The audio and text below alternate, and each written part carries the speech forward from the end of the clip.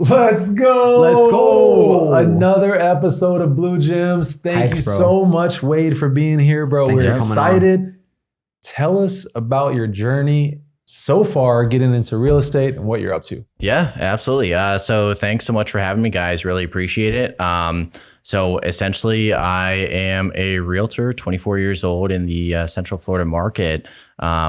Just got named 35 under 35 Orlando Real Producer as well. Let's go, Yeah, bro. That's so amazing, big time. man. loving it. So been a realtor for about 3 years. I'm actually a college dropout as well.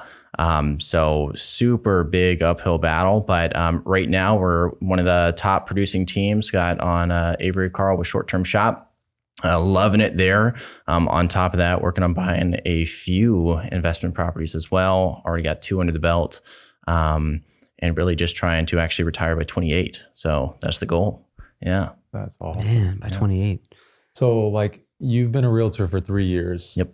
How are you having so much success? Like, what are you doing differently to almost be ready to retire by 28? Really, I think it's just grinding. A lot of people don't have a system or formula in place, but I also attribute a lot of it to my team. So little bit of a kind of Kickstarter there, being able to say, hey, you know what, Short-Term Shop, Avery Carl's behind you.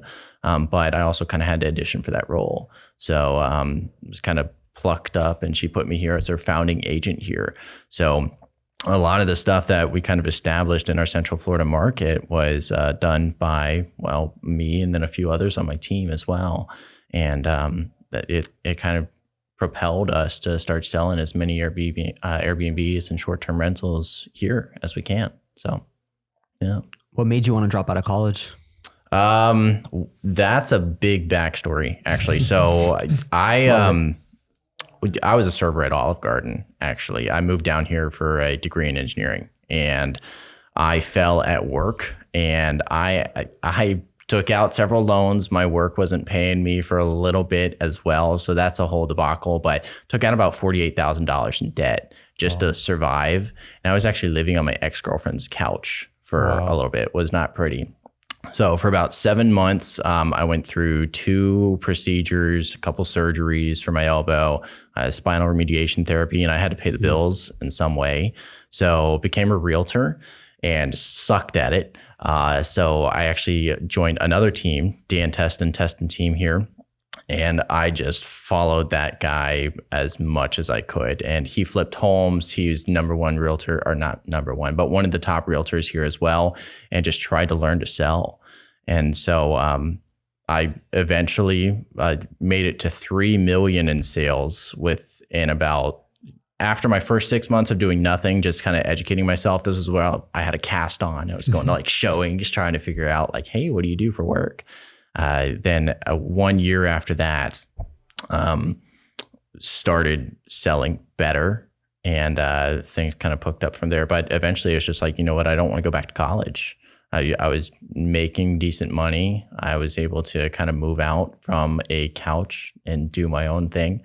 And so just didn't have to, especially I was in school. I had a little bit more to do. It wasn't really worth it. And I got fully immersed in this world of real estate. So just kind of didn't find the need.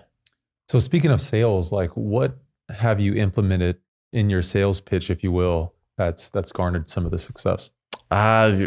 Selling the idea of comfort, I think experience and local knowledge. So if someone has a question about, hey, you know what, if I want this type of home versus this type of home, that local knowledge on what actually is the best performer in our market, what actually sells, how is it this is going to help you, that's really what kind of helps me as a realtor. So I try and sell the idea of comfort, if that makes sense. Does it? Makes sense, yeah. Okay, gotcha. So, but yeah, from there, it's really just educating and trying to do as much as you can to say, you know what, numbers work in this property, let's pull the trigger, and then trying to help them along after they buy the home. So. And then why real estate, right? So you're living on a couch, you know, things aren't going too well. What made you pick that as your next, you know, career? Yeah, well, when you don't have a degree, and there's not much else for you to do. I was watching like YouTube videos, Meet Kevin, Graham Stephan, Chris Pineda? Crone. Yeah, Ryan Bro, Pineda. you could have been Love Ryan flipping Pineda. couches. You were living on a couch. You could flip some couches. I didn't have anywhere to store the couches. Where was I gonna? I had. There were months where I was paying via like credit cards. I was going in major debt. I had like $18 in my account. Like I was freaking out. My parents didn't know about this. I didn't want my parents to be involved in any of that. My brother wasn't aware. So I was like, you know what? I'm doing this all on my own. But I flipped several items of furniture, actually, I think to like get food at some point. And then I Uber drived a lot. I put 60,000 miles on my Mazda 3, actually. Sheesh. So a lot of Uber driving. But at the same, like, again, I had a cast on my arm. I couldn't do much. And I was just sitting at home watching videos all day. So it's either I was driving in the car, listening to YouTube videos on how to make money, perfect side hustles, best side hustles. Everyone's pushing, flipping homes. Of course, they can't buy one. And come across trying to house hack and things like that. So I was like, well, you know what? That's how I actually got my first rental. Is once I became a realtor, I got a sandwich lease, which is like an arbitration deal. So what I did is moved out of X's and got a 5-bedroom right by UCF, Central Florida College. And I started renting out the rooms to friends of mine. And that was my first ever deal. And now it cash flows actually really well. So I continue to say it's the best deal I've ever done. So yeah, I mean, there's some sacrifices there, right? So like you have $18 to your name. You're living on your ex-girlfriend's couch. Wasn't pretty. Yeah. Fast forward to now, 3 years has elapsed and you are 35 under 35. That literally is outstanding. I want to delve a little bit deeper into some more of the sacrifices that you had to make to get here where you're at now. A lot of it's just time. Frankly, like I didn't do any of the sales pitches. I never paid for advertising. I just try to do as many open houses as you can, try to talk to as many people as you can. There's local meetups that you go to, just networking. There's no one's going to beat a mentor. No one. And I mentioned I followed Dan Teston around, changed my life. I attribute him everything to literally him. And we're pretty similar mentality wise. So it was very easy for him to also, hey, I need you to do this showing. I need this done. Paperwork sent here. And that took me months to find, but once I found it, like I held on, and it just was a lot of time. So it's kind of all I could do. It's all I could offer. Just consistency over time. Yeah. Waking up every day, grinding it out. Yeah. I would do like weekday open houses, like on a random Wednesday. Hey, you got a home for me? Let me. It's a sacrifice, man. Yeah. Well, I didn't really have much to do as well. So it was just, you know what? I might as well work. So a lot of it was just weekends trying to show around, trying to better educate myself, learning as much as I could. So, yeah. Easy.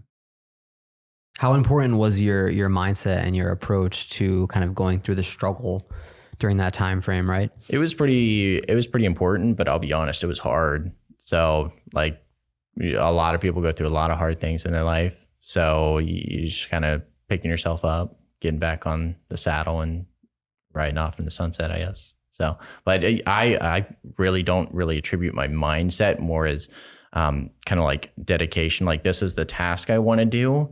I don't think I was probably in the best mindset back then, but I knew what it is like I wanted to get to. And so kind of, I'm one of those people, if I make up my mind about something, I at least have to do it if I feel bad about it or not.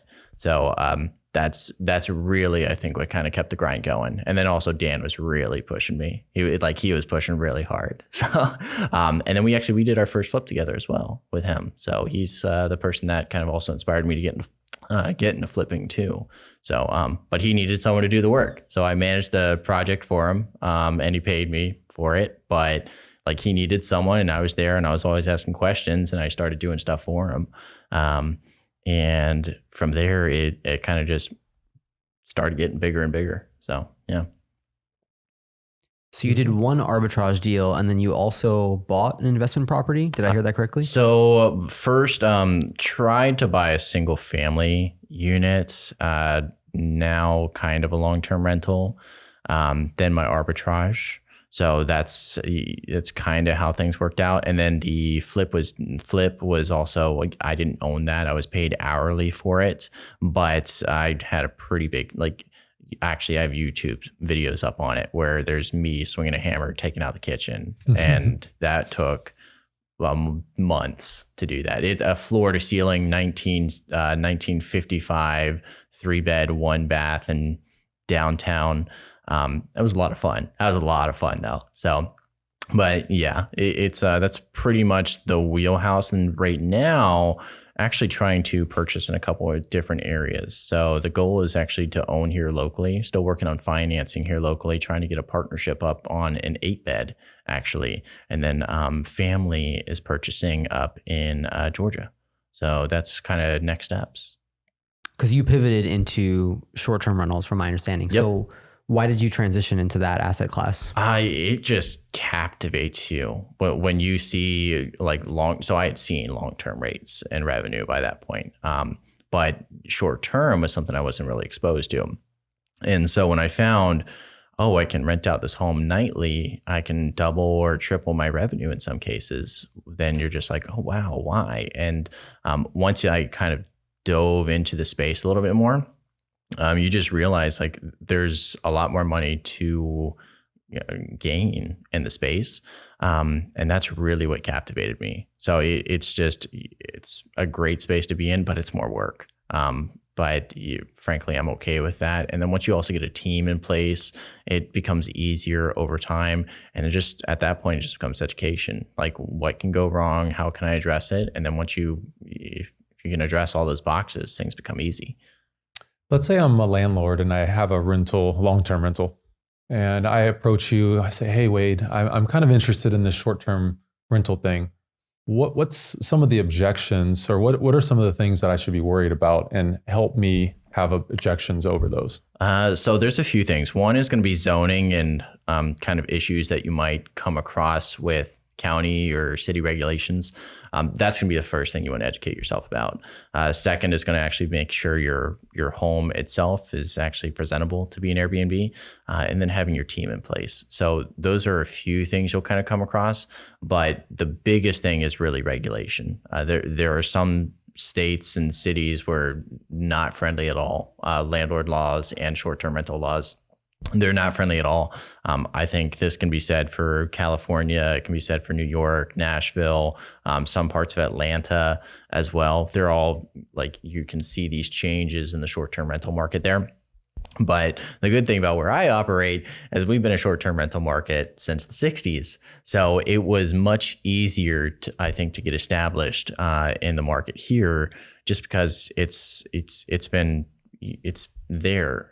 Everything that could go wrong with zoning or regulation has been done already. So once you find out why or what's going on in your local zoning and regulation, at that point, it's just addressing, all right, well, what is it I can't do? All right, I can rent this home out via Airbnb. Okay, what do I need to do? You need to go get your zoning license. You need to go get your business license. All right, well, who's going to manage it? Am I going to manage it, or is someone else going to? Who's going to fix the random issues at 2 a.m.? Am I going to do it, or is someone else going to do it? Once you answer those questions, it becomes a walk in the park. It really does. So let's say, hypothetically speaking, I figure all those things out. It's legal. I've got my permit. I got my license. I have a team built around. But like, before I pull the trigger and convert this long-term rental into a short-term rental, how do I know if I'm going to make enough money to warrant furnishing it, making it nice? So there's a few things around that. It's just kind of running your numbers, like your cash on cash, how much, if you're putting in extra cash around your interior, things like that, those are numbers that you as an investor kind of need to come to. But what I push so much, coined by Luke Carl, is enemy method, and also just kind of your local analysis. So what I personally do as a local investor, and then what we also kind of push our investors to do, is actually look up what your enemies, your other renters and rentals in the area are doing. And it'll tell you exactly, all right, on this day, I'm renting it for this much. It'll even tell you what your cleaning fees are, what your taxes are. and you can kind of go out several months, and having a local specialist helps. All right, well, this 4-bed can rent for 60,000 or 105,000, and they can tell you why. That's kind of the biggest thing that really does help you.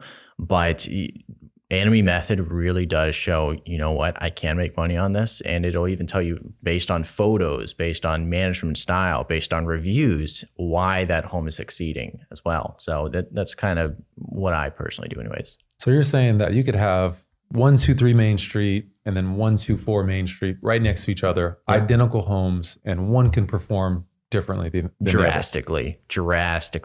We see this all the time as well. It comes down to management, frankly.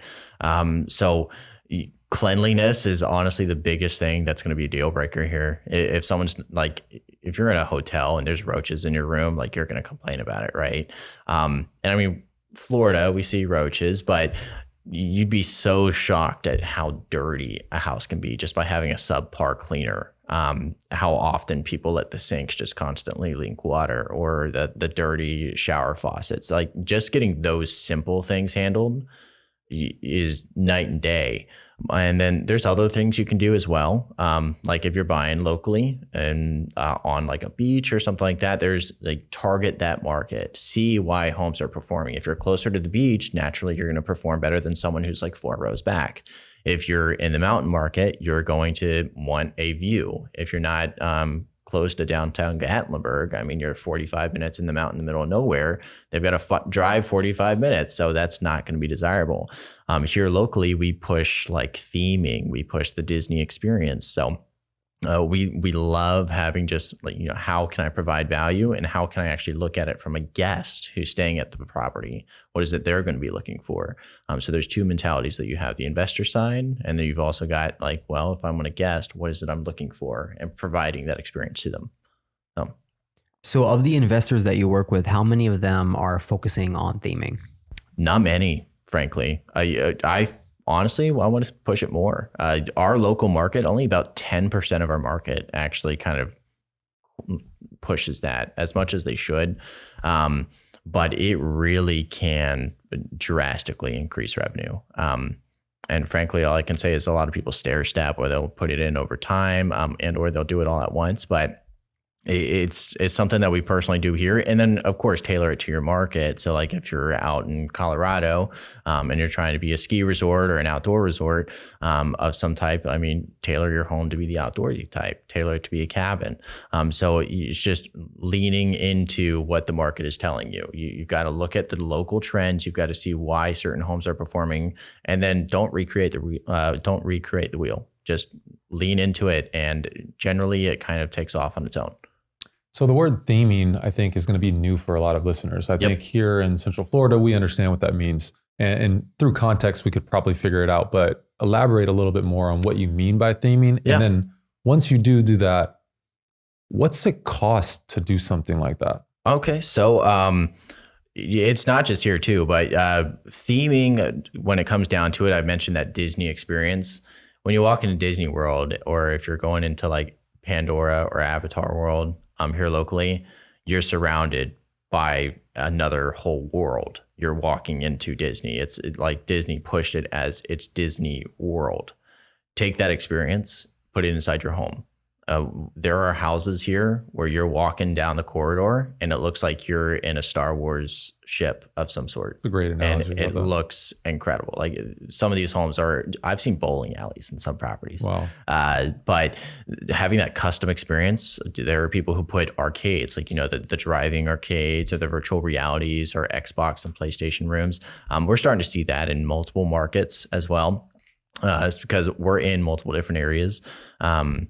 But it's really just creating that tailored experience that you're not getting at other homes. If you've got just like a plain boring house versus a home that's got an arcade, and you're walking into it and your kid sees Anna and Elsa on the wall from Frozen, and the beds look like they're made out of snowflakes, and you're surrounded by these murals that are like Arendelle is off in the corner, and you can see the water, like you see their eyes glow. And it's just incredible. I've had children on showings with me cry because they don't want to leave those rooms.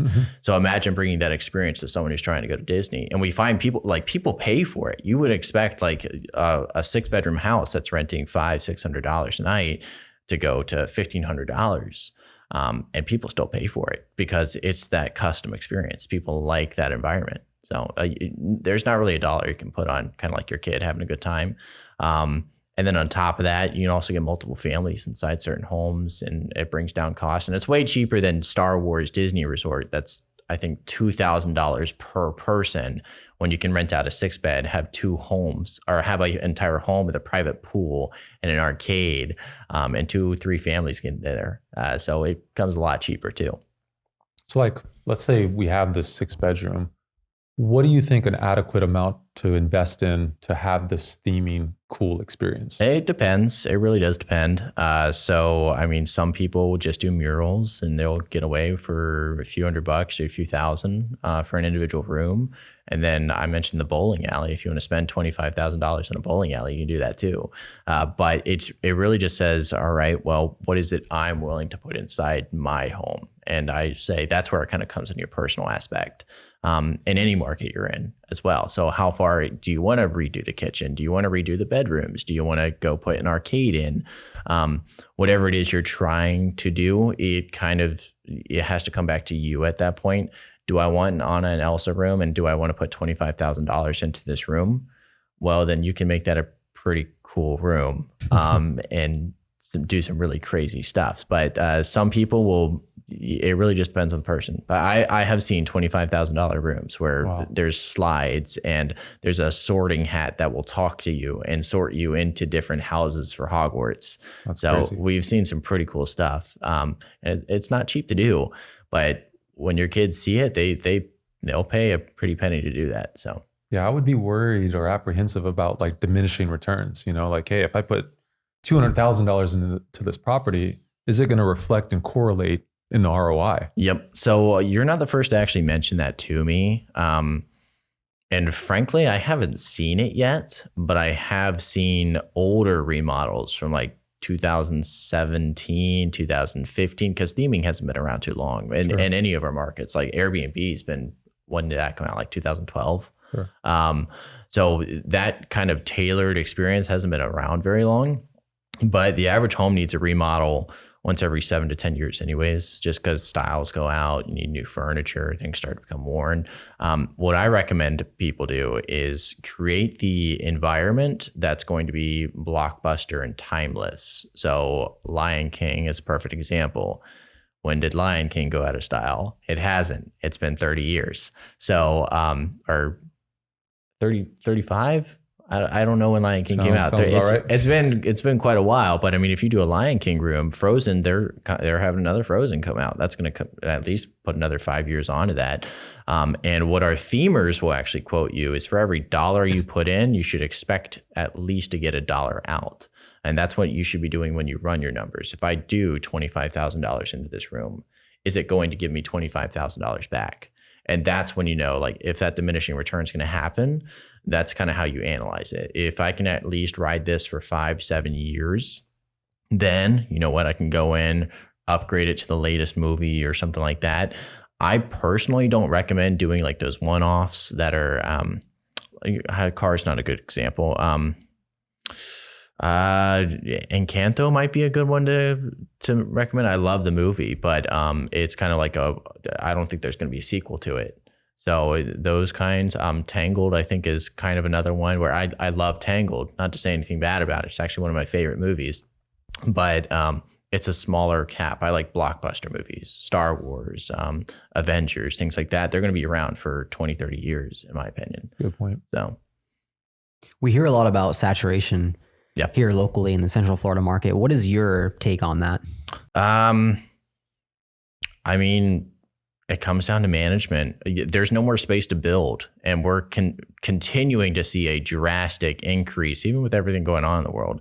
We're continuing to see a pretty sharp increase in people actually traveling here locally. And if you compare us back to 2008, 2010, people still traveled. Disney, perfect example. We saw, I think, 3 million during 2008 crash increase in going to Disney.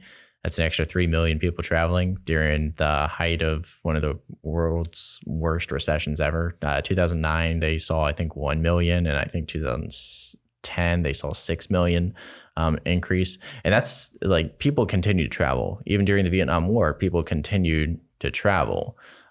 So I'm not worried about oversaturation. There's no more space to build here except for further out. And as long as you're buying a great location and as long as your numbers work for you, there's no more homes to kind of oversaturate you with. There's physically no more inventory to be built except for something that's going to be another 10 minutes down the road. And it's easy to, I'd say, outproduce that home when you're 10 minutes closer and your interior is probably going to be pretty similar. So. Yeah, and you have that superpower of just theming it out, because you're saying that not a lot of investors are actually willing to go that extra step in spending the money. It's cash. So our barrier to entry is because of that. So, but I mean, it is what it is. We see good numbers because of it. I personally am doing it here locally so I'm trying to buy a little 3-bed actually right now. I personally plan to do that. But I mean, of nearly the majority of people who we actually, as much as I push it in any of our markets, trying to create like a custom experience, a great experience for someone who's traveling for a short-term rental. I mean, I don't find it too hard to kind of stand out above average, especially if you're going above and beyond, you're really trying to tailor that custom experience. I don't find it that difficult personally. Do you think it's important for agents who focus on investing to buy properties themselves? I do. Yeah. I mean, why sell something if you don't own it? It's kind of a personal preference for me. Got to preach, or what is it? Practice what you preach is kind of what I practice by. But also you're not going to have more hands-on knowledge. If you own personally and you can say, I own this, I'm doing that in any market, whether it's long-term, short-term, commercials, leases, arbitrage, in any aspect of real estate, if you can say, I'm personally doing this is how I'm being successful, that's just an added benefit to any of the people who you're working with as well. So yeah, I absolutely try and diversify, of course. So I have a long-term, I'm working on short-term rentals now, but absolutely practice what you preach. And then aside from the cash flow, what is the biggest differences you're seeing between long-term and short-term rentals? Mentioned it earlier, but management is definitely more hands-on. So a lot of people will calculate, well, how much time am I putting it per guest? So if you're spending like $20, or excuse me, not $20, 20 minutes per guest inside your home, well, that's 20 minutes you could be doing with something else, traveling, being with your family, or if you've got like a W-2 job.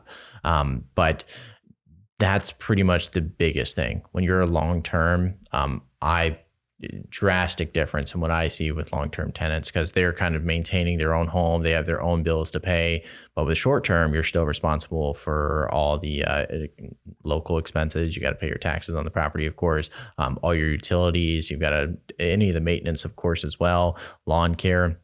All that's still your responsibility. Whereas if you got a long-term, they pay their own Wi-Fi, they take care of the lawn, they take care of their utilities. So it's just kind of an added aspect. But once it's all automated, once you learn how to do it, again, it's not difficult. So where do you see yourself headed in the next few years? You know, you've come a long way from the couch to 35 under 35. So where do you see yourself in the near future? My goal, I want to unofficially retire by 28. So what I mean by that isn't actually retire. I don't want to just go sit on a couch. But I want the option to do whatever the heck I want. So my goal is actually to get as many rentals as I can to make at least $10,000 a month in net revenue. That's going to be for me to travel, go do, and be with my family as well. But that's kind of my end goal. And I'm hoping like by 28, that's what I want to do. And with the production and how quickly we're kind of building up to that now, I think I'll probably beat it. But that's unofficially retire 5 years. That's 4 years from today for me is 28. So my 4-year goal is that $10,000 a month in net revenue just to me. So, yeah. Amazing. Love that. Yeah. Let's hop into the formal questions. For sure. So I'm a brand new real estate investor. I want to get into short-term rentals. What would be your advice for me? Well, identify your market that you want to kind of hone in on and just become as educated in it as you can. No one's going to know that market better than you is kind of the mentality you have to take around it. And then after that, isolate what type of financing you're going to be doing. Some people try and house hack Airbnbs. That actually is possible in some markets. Some people try and do different types of loans. But just learning your local regulations, what it is you can and can't do, and then also how to perform in that market, that's going to actually set you up for success. So nothing's going to be knowledge. Love that. And then how do you go about selecting a market, right? So what are some factors that you're considering when analyzing a new market? So me personally, I look for a growing market, and I look for one that I actually personally kind of relate to. So right now I'm a big Disney fan. I've got my Universal Pass. I love Disney. So I personally like investing here, but I'm also a big outdoorsman. I love getting I hike, I scuba dive. So I'm also buying up in northern Georgia. So it's just, you know what? I have emotional connections to these places. That's kind of what rooted me. But I also look for growing markets. I look for markets that are also not just growing in number of visitors a year, but also growing kind of in employment. And really, those are kind of my two things that I actually only look for. I don't really look for too much else.